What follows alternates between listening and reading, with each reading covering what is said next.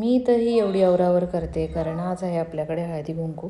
मी बेंगलोरमध्ये हळदी कुंकू मला वाटतं 2 वर्ष झाली मला या घरामध्ये येऊन. याच्या आधी तुम्ही हैदराबादचे सुद्धा व्हिडिओ बघितलेच असतील.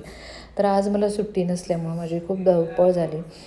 जवळजवळ 4 वाजल्याच्या नंतर मी ही तयारी करायला सुरुवात केली कारण 4 वाजेपर्यंत तर मला माझं कामच होतं. तर कामातून सुट्टी मिळाल्यानंतर पटापट मी हॉल आणि सगळ्या गोष्टी आवरून घेतल्या आणि मग रांगोळी काढायला बसले. वेळ कमी असल्यामुळं मी अगदी छोटीशीच रांगोळी काढते. आपल्याकडे बघा हिंदू धर्मानुसार आपल्याला देवपूजा, सणाचा स्वयंपाक आणि रांगोळी ह्या 3 तर महत्त्वाच्या गोष्टी आहेत. आणि मी जस्ट आवरून आले तेवढ्याच सगळ्या माझ्या मैत्रिणी गोळा झाल्या.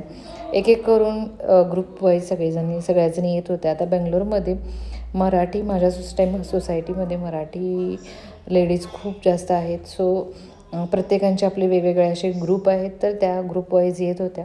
आणि ह्या माझ्या नेहमीच्या तुम्ही व्हिडिओमध्ये बघता त्या सगळ्या मैत्रिणीसुद्धा आल्या होत्या. तर ह्या मैत्रिणींसोबत थोडा जास्त टाईम स्पेंड केला मी कारण त्या खूप उशिरा आल्या होत्या आणि आमच्याकडे तसा वेळसुद्धा होता.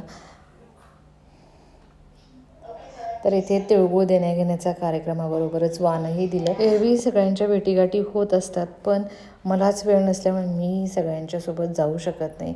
त्यामुळे आज सगळ्या थोडा चांगला वेळ घेऊन माझ्याकडे आल्या होत्या. आणि काही अमराठीसुद्धा मैत्रिणी आहेत त्यांच्यासोबतसुद्धा आमची ही हळदी कुंकूची प्रथा आम्ही सेलिब्रेट केली. आणि त्याच्यानंतर आम्ही छान असे रील्ससुद्धा बनवले. रील्स मी यूट्यूबवरती अपलोड केलेला आहे. तुम्ही जाऊन तिथे चेकआउट करू शकता. आणि तुम्ही कशा पद्धतीने हळदी कुंकू सेलिब्रेट करता हे सुद्धा मला कमेंट करून नक्की सांगा. आता इथे आमची थोडी जास्तच हसी मजाक सुरू आहे.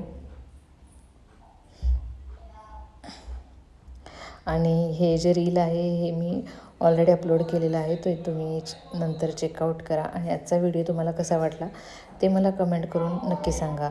खूप जणांचा प्रश्न असतो की माझे आजकाल व्लॉग्स येतात पण रेसिपीज कंटिन्यू येत नाहीत. कारण हेच आहे की माझ्याकडे थोडंसं काम जास्त आहे त्याच्यामुळे.